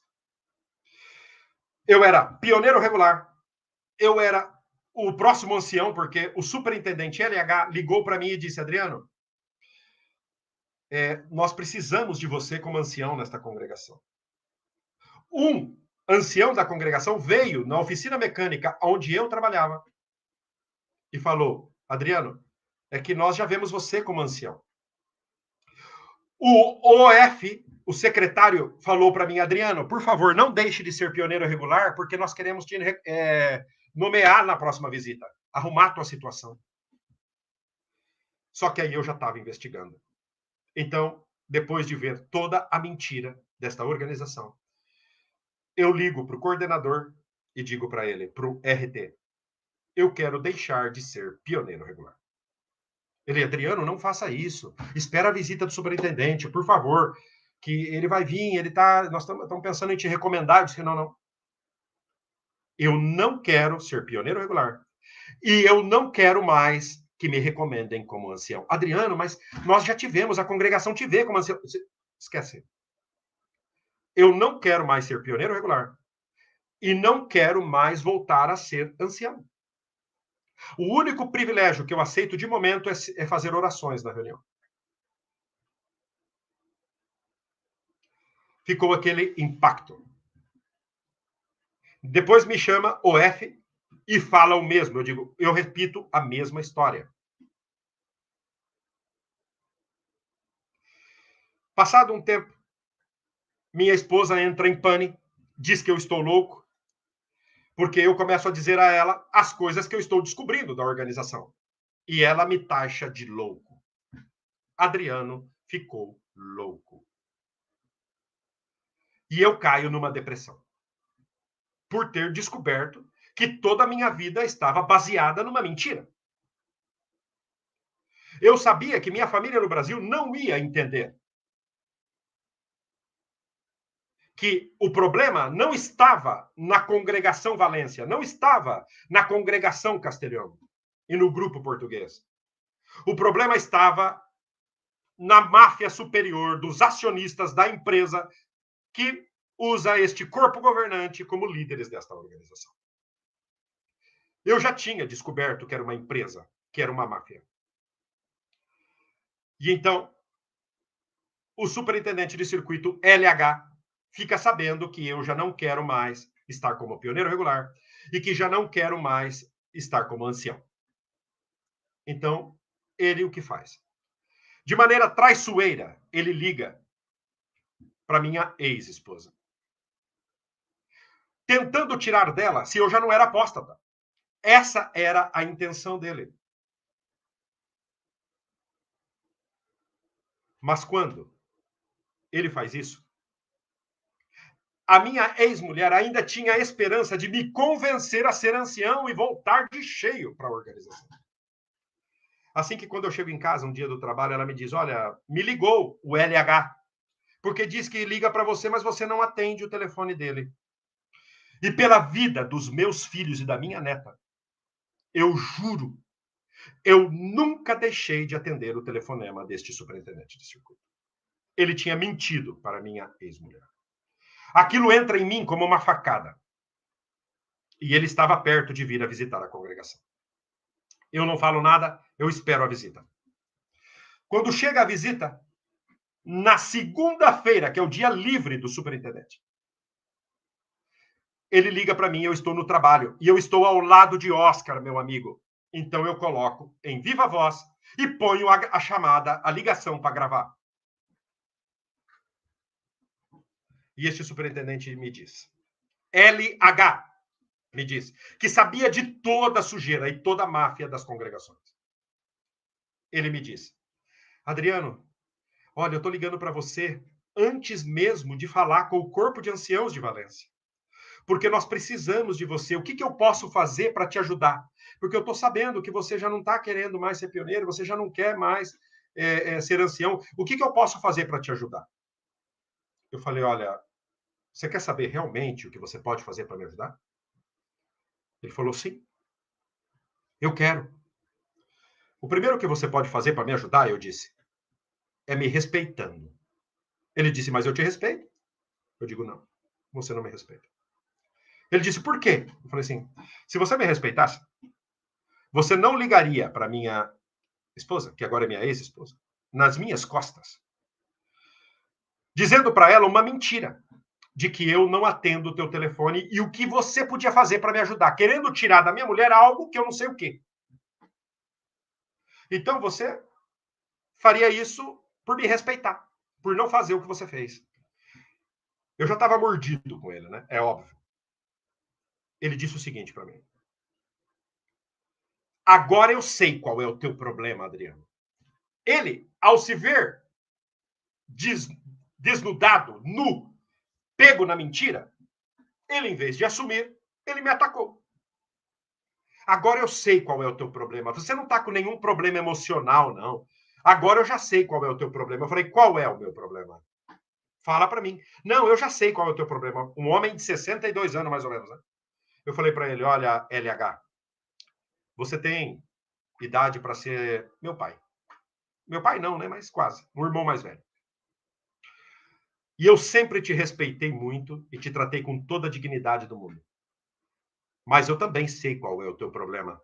O teu problema é que você está acostumado a que todos bailem a tua música e que façam a ola para você. E quando alguém vem e joga na tua cara o teu erro e a tua falta de coerência e transparência, você sai o que você realmente sente, o teu orgulho, porque você se acha um semideus. E agora, um simples Adriano, que vai e fala para você que você não deveria fazer o que você fez, e você sabe que as instruções para superintendentes e para anciãos é não falar com a esposa de outro a sós, você passou por cima de mim. Ele falou assim, você está esquecendo de uma coisa. Eu falei, do quê? Você está esquecendo que eu sou o superintendente da tua mulher. Eu falei, opa, por aí não, hein? Por aí não, hein? As escrituras dizem que o cabeça da minha mulher sou eu. E por cima de mim, o cabeça meu é Cristo, não você. Assim que você acaba de falar outra bobeira muito grande. E ó, vamos parar essa conversa por aqui, porque eu tô ficando nervoso. E é melhor essa conversa parar por aqui, tá bem? E desligamos o telefone. Eu tremia, né, de nervoso. Vontade de pegar ele pelo pescoço, sabe? Oscar andava para lá e para cá que não sabia o que fazer, porque nós ainda ficávamos preocupados com essa organização. Andava para lá e para cá desesperado, Oscar, Adriano, ai, Adriano, Oscar, tadinho. Eu disse, tranquilo, Oscar, não se preocupa, eu sei o que eu estou fazendo. É a primeira vez que alguém cantava as 40 para esse superintendente. Foi eu. Tô sacando carta, hein? Eu falei para vocês, Watchtower, que eu ia falar, e eu tenho mais ainda, hein? Eu tenho coisas gravíssimas ainda guardadas. Gravíssimas. Que eu vou fazer outra live para falar. Passado 15 minutos que eu desliguei o telefone com o superintendente, toca meu telefone outra vez ele. Eu ponho para gravar outra vez. Adriano, desculpa, um homem de 60 e poucos anos, hein? Desculpa, Adriano, eu sei que eu não devia ter feito isso. Desculpa se eu te ofendi, como eu falei com você. Você me perdoa. Eu falei, olha, tudo bem, tá perdoado, o LH. Tá perdoado, deixamos para lá, esquece o assunto e tchau. Tá perdoado. Tchau. E desliguei o telefone. Ele não estava me pedindo perdão, sinceramente. Ele, como a vida dele depende totalmente da máfia, ele tem carro de graça, ele tem cartão dado de gasolina de graça, ele come de graça, ele dorme de graça, ele vive nas custas dos demais. A preocupação dele é que os erros que ele tinha cometido, as mentiras que ele tinha contado, pudesse manchar a reputação dele com Betel e no circuito. Essa era a preocupação deste canalha. E o pior é que quando eu chego na minha casa e conto o que tinha acontecido para minha ex-mulher, a reação dela foi: tá vendo? Por que você fez isso? Ele foi humilde de te pedir perdão. Naquele momento, eu sabia que meu casamento já tinha acabado. Naquele momento, começou a acabar os sentimentos que eu tinha por esta pessoa que um dia me enganou dizendo que era minha esposa. Daí em diante, eu comecei a ser tratado nesta casa como se eu fosse um lixo. Aquele homem que era o provedor da casa e que continuava sendo. Aquele homem que era o líder dentro da organização das Testemunhas de Jeová. Aquele homem que nunca se deixou comprar e que enfrentava realmente de peito as injustiças, começou a ser tratado como um apóstata. Sem ser. Começaram a seguir as orientações da máfia asquerosa, nojenta de Valência também. De nem se sentar para comer comigo. E então, paciência tem limite. Eu deixo de assistir às reuniões no Zoom. Deixo totalmente. Não queria mais saber desse nojo, desse lixo. E nenhum de lá tinha coragem de me abordar para saber o porquê. Porque todos sabiam o porquê. RT e OF e os demais sabiam que eu tinha razão. E sabiam que eu tinha defendido o correto. Não tinha o que tem que ter um homem para chegar a outro e abordá-lo. Por isso eu venho neste canal a cada dia e dou minha cara com essa força que eu dou pelo Espírito de Deus. Porque eu falo a verdade, eu não minto aqui. E vocês, máfia asquerosa, nojenta, vocês não valem nada.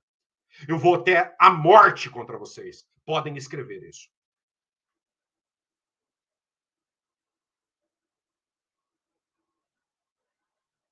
E então, chegou um dia nesta casa que eu estava numa depressão profunda, tomando remédios antidepressivos. E começou uma afronta a mim como cabeça da família. Começaram a se reunir sem eu saber, me deixarem de lado. Eu tinha que passear sozinho. Eu já não tinha uma família para passear comigo. Eu era deixado de lado.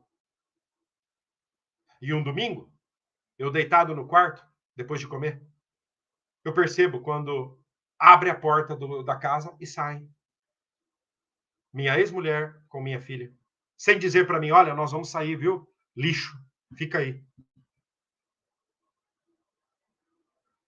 Então eu pego o carro e vou seguir aonde elas estão.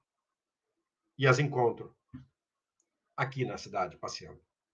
Paro o carro e vou a elas e digo, o que vocês pensam que eu sou? Que eu sou um lixo? Para ser tratado desta maneira? Então minha filha, a que eu criei nos meus braços, toma a frente e diz quem eu penso que eu sou. E voltando para casa, minha ex-mulher diz, some daqui. E eu digo, você vai permitir que nossa filha fale comigo desse jeito? Some daqui. E me manda embora. Não queremos, né, viver com você. Some daqui.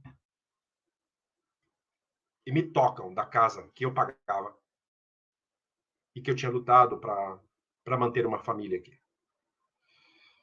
Pego algumas coisas e saio sem rumo. Chorando eu estava, destroçado por dentro. E nesse momento, eu ia ligar para ele. Antes que eu ligasse, me toca o telefone, é meu amigo Oscar. Então, eu conto para ele o que tinha acontecido. Ele disse, amigo, você não está sozinho. Vem para casa. Você tem uma casa aqui. Você não está na rua. Oscar, meu amigo. E eu vou para a casa de Oscar. Fiquei na casa de Oscar um mês. Eles não queriam que eu fosse embora. Até que eu aluguei um apartamentinho pequenininho, que aqui fala estúdio, que era só cozinha e quarto. Com meus cachorros.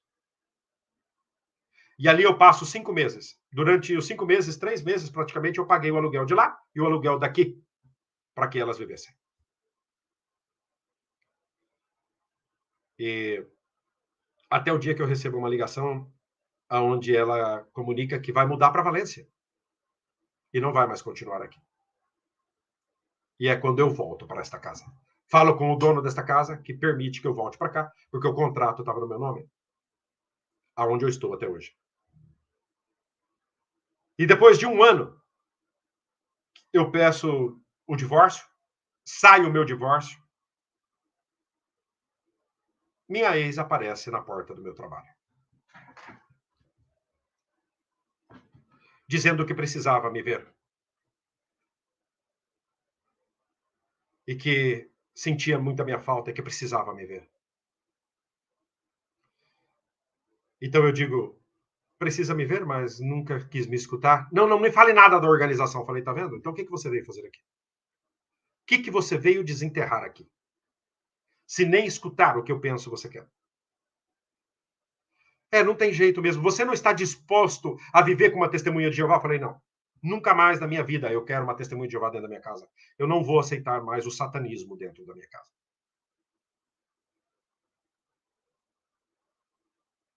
E então, este foi um pequeno resumo do que eu vivi. Até chegar o dia de hoje. Que eu estou aqui com vocês, destapando a podridão dos corpos de anciãos. Vocês acham que mudou? Não. Continua igual ou pior. A congregação oeste de Castelhão mudou todo o corpo de anciãos praticamente, mas RS, o mafioso, continua lá.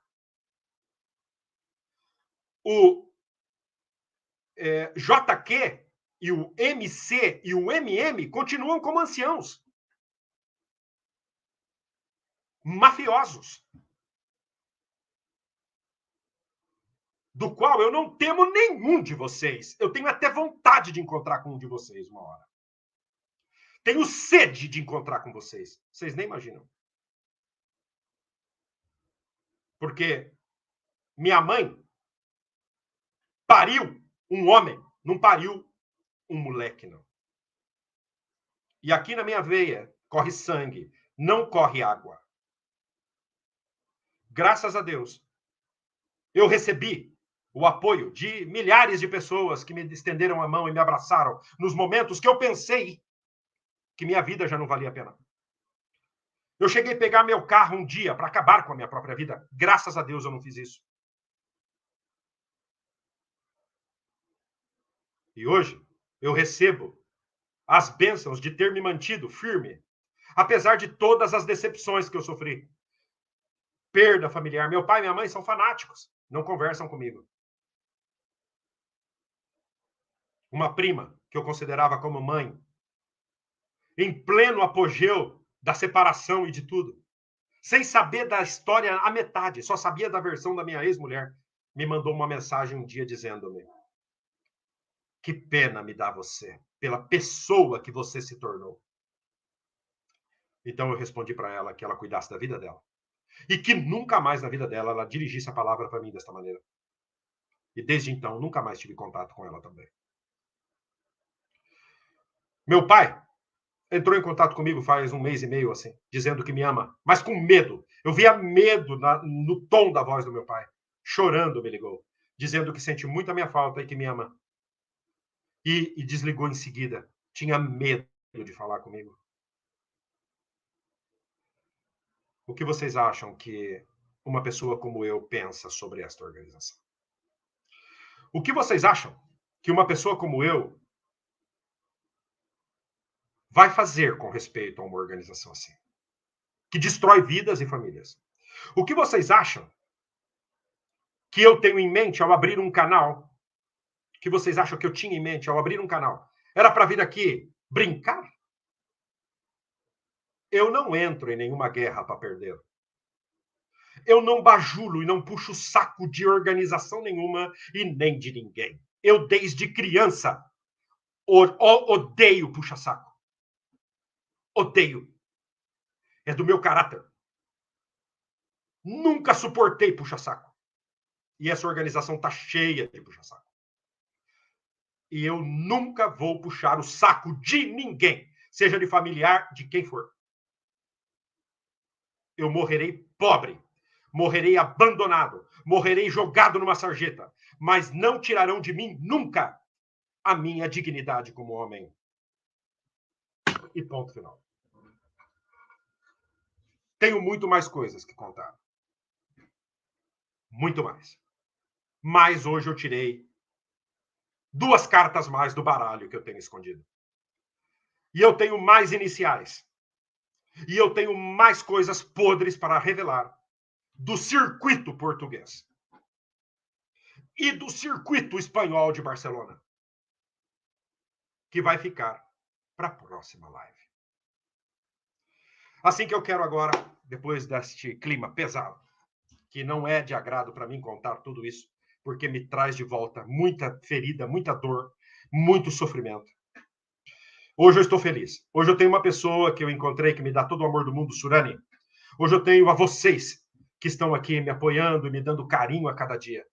Eric Saur, um beijo no teu coração, querido. Nelly Furtado, Ian Curtis. Vou agora colocar aqui os comentários de muitos de vocês, porque a live foi longa. Deixa eu voltar aqui para poder cumprimentar muitos de vocês. Desculpa, gente, que eu não pude dar muita atenção, mas agora eu vou voltar um pouco aqui e dar atenção a vocês. Terezinha, querida, tá aí, boa noite, né? Rosenia Grise, boa noite, querida. Geraldo Pitondo também tá aí, deixando o comentário dele. Adolfo Neto também está aqui conosco. Lia, que é membro do canal. Um beijo no teu coração, Lia, querida. Carolina, MT. Pablo Lima, um beijo, querido. Obrigado por vocês estarem aqui comigo. Vocês não imaginam como vocês são importantes na minha vida. Todos, hein? Todos que estão aqui. Todos. Né? Vocês me trouxeram amor, carinho. Vocês me trouxeram aquilo que um ser humano precisa na hora que é desprezado e tratado como um lixo. Nelly Furtado, querida. A G, querida, que hoje conversou comigo, ela diz, meu Deus, era tortura assistir 2 ou 3 reuniões na semana. Agora, todos os dias, estou viciada na reunião do Adriano. Um beijo, querida. Espero que esta live, gente, sirva para despertar pessoas. Este testemunho de hoje, eu nunca tinha contado. Eram as cartas que eu tinha guardado. E eu tenho muitas mais. Porque foram muitos anos de ancião. Compartilhem este vídeo. Nós fomos 200 pessoas aqui em direto. Chegamos a ser 204, 205 pessoas em direto.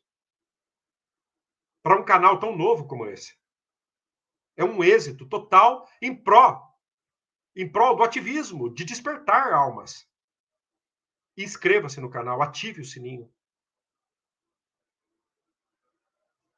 Compartilhem esta live, por favor. Rosenia Grise, José Augusto Pereira, like dado, obrigado, querido. Muito obrigado. Nelly Furtado, comentando muito, deixando coraçãozinhos. Cláudia Araújo também está aqui. Eu vi que muita gente aí colaborou com o superchat, super etiqueta. Olha, eu vou ver aqui depois e vou agradecer todos que eu não pude, eu estava no testemunho, eu não pude parar. Mas todos que colaboraram com o superchat, com a super etiqueta, com Pix, obrigado. Vocês estão dando um apoio muito grande ao canal. Obrigado. O YouTube sempre vai ajudar muito os canais que têm esta engajamento. Né? Obrigado, de coração. A Lia diz, eu amo quando você fala desse jeito. Obrigado, Lia, querida. A Nélia Furtado diz que esses anciãozinhos são playboys mesmo. São playboys, isso mesmo, querida. A G diz, e os dedos não param. Essa turma não deixa quieta. Uai, não desisto de não falar. Vou tentar. Bom, não sei, não entendi. De comentário, eu creio que ela está dizendo. Né? E muitos outros comentários aqui de muita gente que entrou e participou do chat. Adolfo Neto. Manda ver, Adriano. Obrigado, querido. Joelma, querida. Quando eu perguntei se vocês queriam que continuassem, todos responderam sim. Olha aqui, a G disse sim, eu quero. Love Winter, na Lia. Todos disseram que sim. H, querido, ele diz, continua e faz a terceira parte. Obrigado. A Idília diz, continua. Obrigado, gente, por esse amor e este apoio. Obrigado. Não use todas as armas de uma só vez, Adriano. Olha aí a Conceição. Obrigado, Conceição. Não usei, Conceição. A carta tem mais de 40, a baralho tem mais de 40 cartas. Eu só usei até agora umas 5. Tenho muitas para usar. Nem imagino quanto. Né?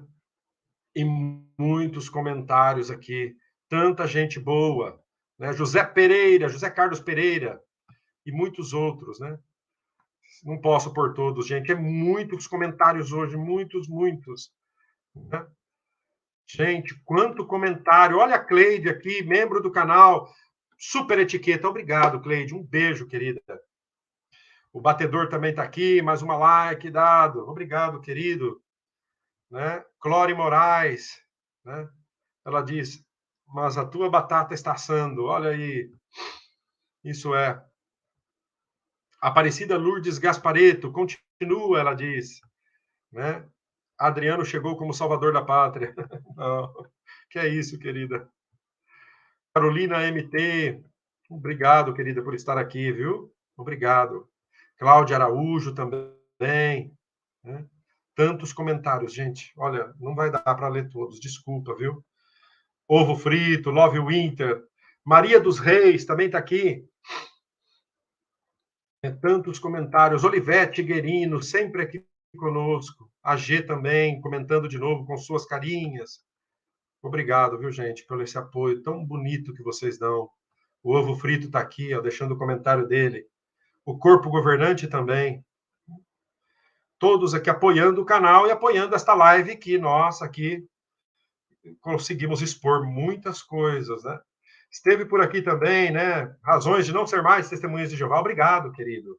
Marlene, graças a Deus, nunca fui testemunha de Jeová, ela disse. Maria Gomes, eu ainda estava dentro, mas me tinham de lado. Claro que sim, querida. E depois chegou por aqui, né? Conforme eu tinha dito, chegou por aqui. Deixa eu ver aqui. Chegou por aqui, deixa eu ver. Ó, o JF Rutherford também está aqui. Gente, o JF Rutherford está aqui também, gente. Valquíria Calaço, querida. Tanta gente boa. Obrigado, gente, por estarem aqui comigo, viu? É reconfortante, principalmente num dia que eu expus aqui, né? Tanta coisa que eu vivi. Né? Receber aqui o carinho e o apoio de vocês é algo fantástico, viu? Fantástico mesmo. Dan Moura. Dan Moura diz, Jeová não é o nome do Deus verdadeiro. É lógico que não, já foi falado nesse canal, né? E muitos comentários. Não, olha, eu nunca vi tantos comentários. O H comentando aqui também, né? Geraldo Pitondo, Rafaela Rinaldi. Olha aí, quantos comentários. Maria Gomes, tá aqui. Razões, né, de não ser mais testemunhas de Jeová também tá aqui. Né? Quanta gente boa aqui. Olha quem está aqui também, meu querido amigo Osmanito, né? Pessoal, boa noite, um grande abraço a todos, abraços ao Adriano, abraços a você, querido Osmanito. Estamos esperando aí a tua volta aí, que o pessoal está sentindo tua falta, Osmanito. Um beijo, querido. O Marcos Flores está aqui também. Vamos lá apoiar também o canal do Osmanito, gente, né? Paulo Sávio, né? Todos eles, né? Todos aqui cumprimentando o Osmanito. A Lua está por aqui, querida. Lua. E todos aqui. Elane Cardoso, né? Geraldo Pitondo, quanta gente boa. Minha família querida, Love Winter. Olá, Osmanito, ele diz. Né? Diz aí o Osmanito, em breve, novas lives no canal. Olha aí, boa notícia do Osmanito. Conceição Rodrigues, né? Diz, despertei na pandemia. Isso é. A Lia também deixa o comentário dela. E muitos comentários. Jacira Amaral, querida, também está por aí. Né? Jacira Amaral, dizendo coisas à Conceição. Marlene Rodrigues está por aqui. Né? Eba, Osmanito. Luciane Pedrosa também está por aqui, né? Olha só, quantos comentários do pessoal. Nelson de Carvalho Rezende também está aqui conosco. Um beijo, Nelson. Né? Ovo frito. Olha quem está aqui também, Luiz Ludwig, querido, que participou ontem conosco. Um beijo no teu coração, Luiz Ludwig. Cumprimentando o Osmanito. Osmanito aqui mandando um abraço para mim. Um abraço, Osmanito, querido. Né? e todos. Eric Saor, querido amigo Eric Saor, está aqui também. Grande Paulo Sávio e Osmanito, eles me ajudaram muito a acordar dessa loucura, desse manicômio de seita. Isso é. Tony Spinandelli. Osmanito Show, claro que sim. Claro que sim. Eric Saor, está por aqui o Eric Saor. Né? Olivete Guerino, também está aqui, querida. Né? H, está por aqui o H, né? Deixando os comentários dele.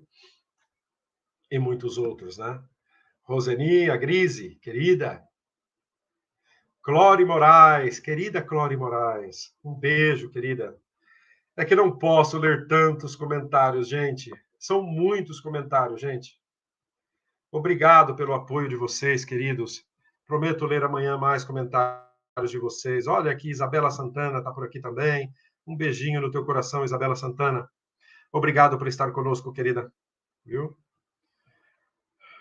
Assim que nada, é um privilégio para todos nós fazer parte desta família. Quero mostrar para vocês uma prova que eu tinha colocado aqui de que realmente eu servi como ancião e líder desta organização. Assim que prestem atenção ao vídeo que eu vou colocar para vocês agora como prova de que eu realmente fui ancião líder na Espanha e do campo português aqui da Espanha.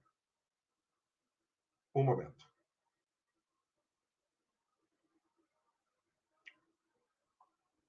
Um momento, é?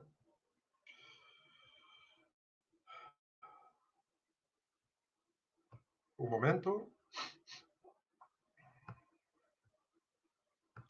Esta é a prova de que realmente eu fui testemunha de Jeová e ancião discursante de congressos regionais.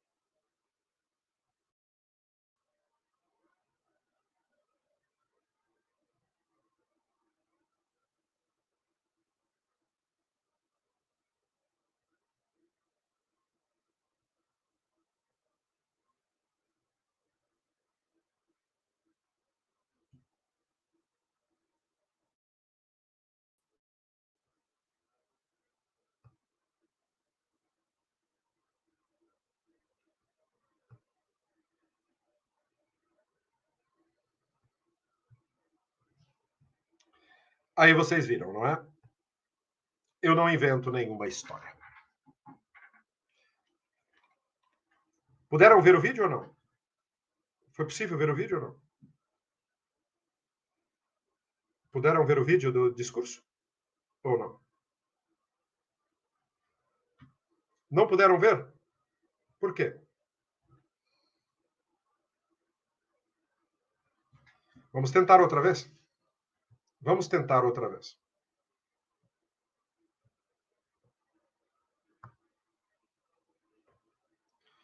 Um momento.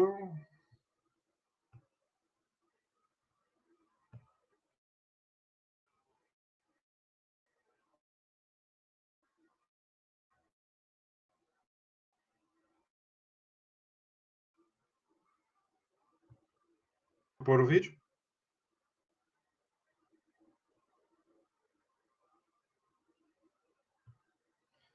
Um momento, hein? Vamos ver se eu consigo pôr o vídeo.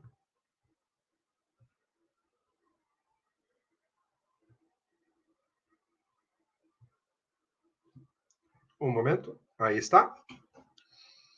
Vou soltar o vídeo. Vamos ver se vocês conseguem ver desta vez.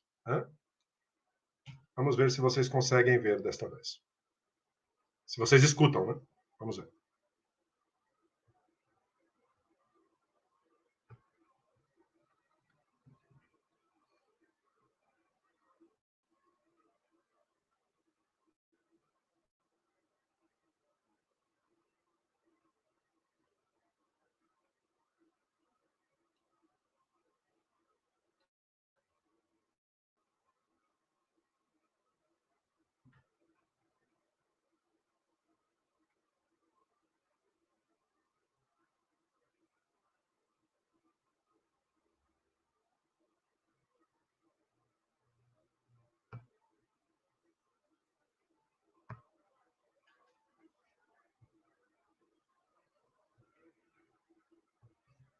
Bom, parece que não está dando para escutar, não é? Mas é um discurso que eu estava fazendo num congresso regional. Tá bem? Assim que vou mostrar para vocês uma outra hora, de outra maneira, para que vocês possam escutar o som. Assim que, nada. Depois de quase 2 horas de live, eu acho. O que vocês acharam desta live? Podem dizer nos comentários. O que vocês acharam desta live? Vocês acham que esta live vai servir para despertar alguém? É importante abordarmos o secretismo que passa dentro dos corpos de anciãos.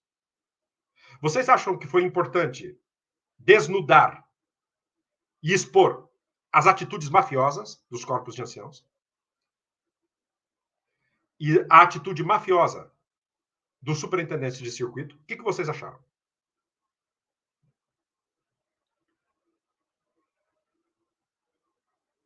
Obrigado, Osmanito. Obrigado a todos, pelos comentários. Bastante esclarecedora, diz LC. Osmanito também agradecendo a todos que participaram. Olha só que bonito. Obrigado, Osmanito. Um beijo no teu coração, querido. Nery Furtado diz, maravilhosa live. Obrigado, querida. A Lu, lá dos Estados Unidos. Né? Isabela, isso você tem que perguntar ao Adriano, que sabe mais. Tá? É isso é. Joselita de Souza, excelente. Muito obrigado, querida. Carolina Teixeira. A G também manda suas coisinhas aí, seus... Maria Gomes, muito boa. Né? Todos aí. Assim que é importante receber esses comentários de vocês. Quero dizer a vocês que sem vocês, nada disso seria possível. Continuo sendo um homem de fé. Continuo pensando sempre como antes. Devemos sempre defender a verdade, a justiça e o que é correto.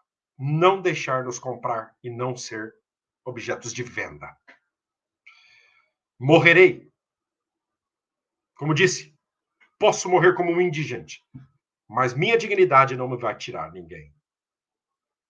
Assim que desde aqui da Espanha, da minha casa, 1h30 da madrugada, para mim é um prazer me dirigir a vocês e dizer que um dia mais minha vida cobrou sentido por poder ajudar a outros.